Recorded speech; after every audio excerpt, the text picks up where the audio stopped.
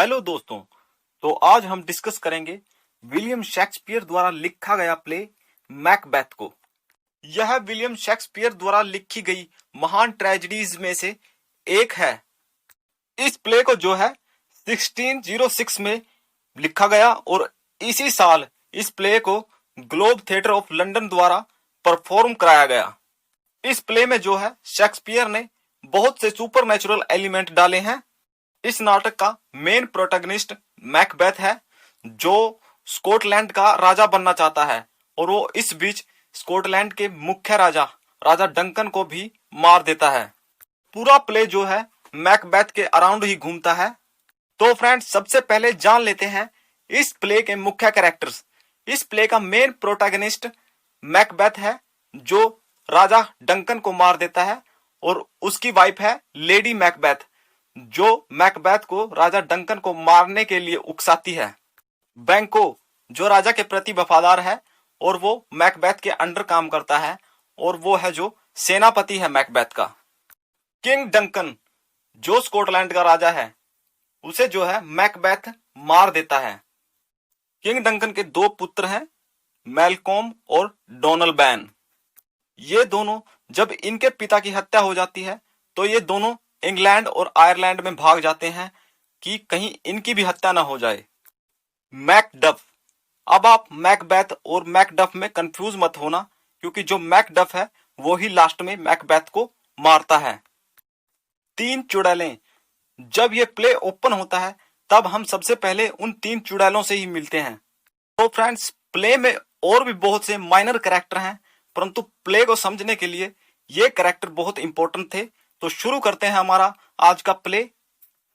जब play open होता है तो बिजली कड़कती है और तीन चुड़ैलें एक टीले पर प्रकट होती हैं, और अब वो तीनों चुड़ैलें राजा डंकन के सेना जनरल मैकबेथ से मिलने के लिए वेट करती हैं। और शुरू में ही हम इस नाटक का मुख्य विषय जान जाते हैं, जब वो कहती हैं अच्छा बुरा है, बुरा अच्छा है, fair is foul, foul is fair. अब हम नेक्स्ट सीन में देखते हैं कि राजा डंकन अपने दोनों पुत्रों मैलकॉम और डोनलबैन के साथ फॉरेस्ट के निकट एक कैंप में ठहरा हुआ है। अब रोस नाम का एक नवाब राजा डंकन के पास आता है और उसे बताता है कि राजा के दोनों सेनापतियों मैकबेथ और बैंको ने विद्रोह को दबा दिया है और अब स्थिति को अपने कंट्रोल में ले लिया है। राजा डंकन खुश होकर अब मैकबेथ को थेन ऑफ कॉर्डर बना देता है और जो वहां की संपत्ति है वो मैकबेथ को प्रदान करता है। अब मैकबेथ और बैंको दोनों बैटल से वापस लौट रहे हैं और रास्ते में उन्हें वो तीन चुड़ैलें मिलती हैं, और तीनों चुड़ैलें मैकबेथ को मैकबेथ के भविष्य के बारे में बताती हैं। वे भविष्यवाणी करती हैं कि मैकबेथ भविष्य में ग्लैमिस और कॉर्डर का नवाब बनेगा और वह स्कॉटलैंड का किंग भी बनेगा। अब तीनों चुड़ैलें बैंको के बारे में भी भविष्यवाणी करती हैं।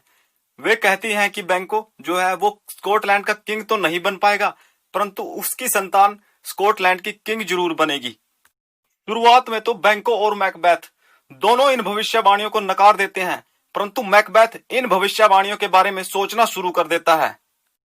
अब मैकबेथ और बैंको दोनों फॉरेस्ट के कैंप में पहुंचते हैं, जहां पर डंकन अपने बेटों के साथ ठहरा हुआ है। वे दोनों वहां किंग डंकन से मिलते हैं। किंग डंकन दोनों का बहुत ही हर्ष उल्लास से स्वागत करता है, और अब यहाँ पर मैकबेथ को पता चलता है कि उसे किंग डंकन ने थेन ऑफ कॉर्डर बना दिया है। अब मैकबेथ उन भविष्यवाणियों के बारे में गंभीरता से सोचना शुरू कर देता है, और अब उसकी राजा बनने की इच्छा है वो और तेज हो जाती है। यहीं पर किंग डंकन अपने बड़े बेटे मैलकॉम को अपनी गद्दी का उत्तराधिकारी घोषित करता है, और अब किंग डंकन यह भी घोषित करता है कि वो इन्वरनेस जाकर मैकबेथ के महल में मैकबेथ का सम्मान करेगा। इसी बीच मैकबेथ अपनी वाइफ लेडी मैकबेथ को पत्र लिखता है, जिसमें वो उन चुड़ैलों की गई भविष्यवाणियों के बारे में भी बताता है, और अब लेडी मैकबेथ भी अपने पति मैकबेथ को एज ए किंग देखना चाहती है। और अब किंग डंकन जो है वो मैकबेथ के महल में पहुंचता है, और लेडी मैकबेथ मैकबेथ से कहती है कि यही एक अच्छा मौका है किंग डंकन को मारने का, और वो मैकबेथ को राजी कर लेती है किंग डंकन का मर्डर करने के लिए। अब बैंको जो है उन भविष्यवाणियों के बारे में सोचकर बहुत परेशान होता है। वो सोचता है कि अब मैकबेथ थेन ऑफ कॉर्डर तो बन चुका है जैसा उन भविष्यवाणियों में कहा गया था। अब मैकबेथ जाकर बैंको से मिलता है और ये जानने की कोशिश करता है कि बैंको किंग के मर्डर में उसका साथ देगा या नहीं, परंतु यहाँ बैंको मैकबेथ को इस मामले में साफ साफ मना कर देता है। वो कहता है कि वो राजा के प्रति विश्वासघात नहीं करेगा। अब रात को जब किंग डंकन अपने कमरे में सोया हुआ है तो मैकबेथ उसका मर्डर करने के लिए उसके कमरे में जाता है। शुरू शुरू में तो वो हिचकिचाता है, परंतु बाद में वह राजा का मर्डर कर देता है।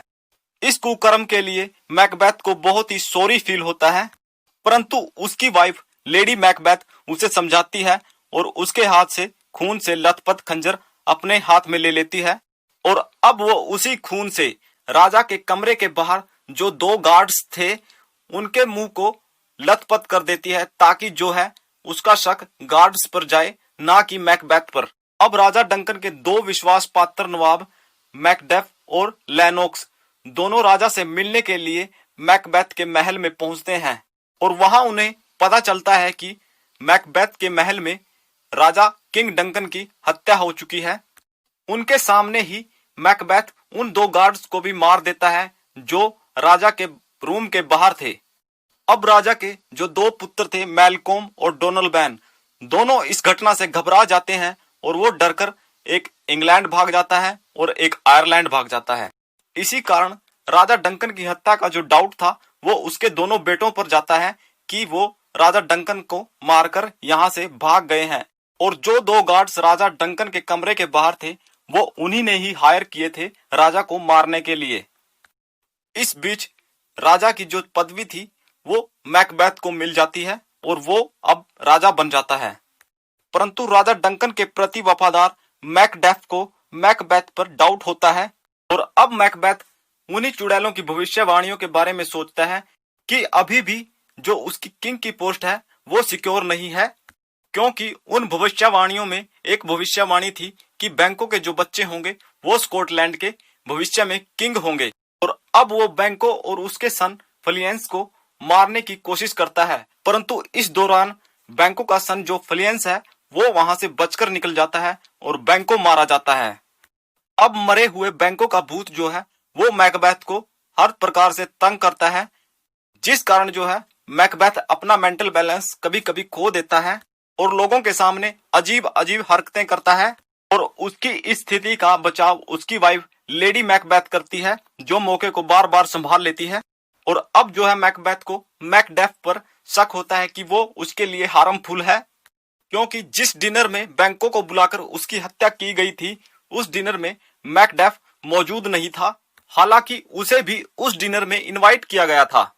और अब मैकबेथ मैकडेफ को मारने के लिए कुछ आदमी भेजता है, और उसके आदमी मैकडेफ की वाइफ और उसके बच्चों को वहीं मार देते हैं, क्योंकि मैकडेफ को अब पता चल चुका था कि मैकबेथ ने ही राजा डंकन की हत्या की है, और अब वो मैकबेथ पर आक्रमण करने के लिए इंग्लैंड से अंग्रेज सेना की हेल्प मांगता है, क्योंकि किंग डंकन का बड़ा बेटा मैलकोम पहले ही इंग्लैंड में है, और अब इंग्लैंड का राजा जो है वो मैलकोम और मैकडेफ की सहायता करने के लिए राजी हो जाता है। अब मैकबेथ दोबारा फिर उन तीनों चुड़ैलों से मिलने की सोचता है, और आखिरी बार उन तीनों चुड़ैलों को मिलता है जो दोबारा फिर भविष्यवाणियां करती हैं। वो कहती हैं कि मैकबेथ को तब तक कोई नुकसान नहीं होगा जब तक बिरहम का जंगल जो है वो महल के नजदीक ना आ जाए, और कहती हैं कि सत्री से जन्मा कोई भी व्यक्ति मैकबेथ को नहीं मार सकता। अब लेनोक्स जो है वो मैकडेफ के इंग्लैंड भाग जाने की सूचना मैकबेथ को देता है। अब हम लेडी मैकबेथ से मिलते हैं जो पूरी तरह पागल हो चुकी है, क्योंकि वो सोचती है कि उसके हाथों में अभी भी राजा डंकन का खून लगा हुआ है। अब मैलकोम और मैकडेफ दोनों अंग्रेजी सेना को लेकर बिरहम के जंगल में पहुंच जाते हैं। उधर मैकबेथ अपनी पत्नी लेडी मैकबेथ के पागल होने पर बहुत दुखी होता है। बिरहम के जंगल के बारे में चुड़ैलों ने जो भविष्यवाणियां की थी अब वो सत्य में बदल जाती हैं। क्योंकि मैलकॉम ने अपने सैनिकों को ऑर्डर दिया है कि वो वृक्षों की शाखाएं तोड़कर अपने शरीर को ढक लें। अब मैलकॉम की सेना मैकबेथ के महल की तरफ बढ़ रही है और ऐसा लग रहा है कि जंगल अब चल रहा है और वो महल की तरफ जा रहा है। इस बीच मैलकॉम और मैकबेथ दोनों की सेनाओं के बीच युद्ध होता है। मैकबेथ जो है वो बड़ी वीरता से लड़ता है। अब बैटल ग्राउंड में मैकडेफ जो है वो मैकबेथ को ललकारता है, परंतु मैकबेथ को अभी भी उन भविष्यवाणियों पर विश्वास है कि कोई क्षत्रिय से जन्मा आदमी मैकबेथ को नहीं मार सकता और अब वो मैकडेफ के साथ खुशी खुशी लड़ता है। परंतु अब मैकडेफ मैकबेथ को बताता है कि उसका नेचुरल बर्थ नहीं हुआ है, उसे उसकी माँ के पेट से पेट काटकर निकाला गया है। ये बात सुनकर मैकबेथ का जो कॉन्फिडेंस है वो लॉस हो जाता है। उसी समय मैकडेफ जो है वो मैकबेथ का सर धड़ से अलग कर देता है और उसका सर विक्ट्री की निशानी के तौर पर मैलकॉम के पास लेकर आता है। अब अंग्रेजी सेनाएं और स्कॉटिश सेनाएं दोनों विक्ट्री की खुशी मनाती हैं और राजा किंग डंकन के बड़े बेटे मैलकॉम को राजगद्दी पर बिठाया जाता है। अब मैलकॉम अपने सहयोगियों को सम्मानित करता है और दोषियों को दंडित करता है। इस प्रकार इस दुखांत नाटक यानी ट्रेजेडी का अंत हो जाता है, जिसका मेन थीम है बुराई पर अच्छाई की जीत। तो फ्रेंड्स, इसी के साथ ये वीडियो यहीं पर समाप्त हो जाती है।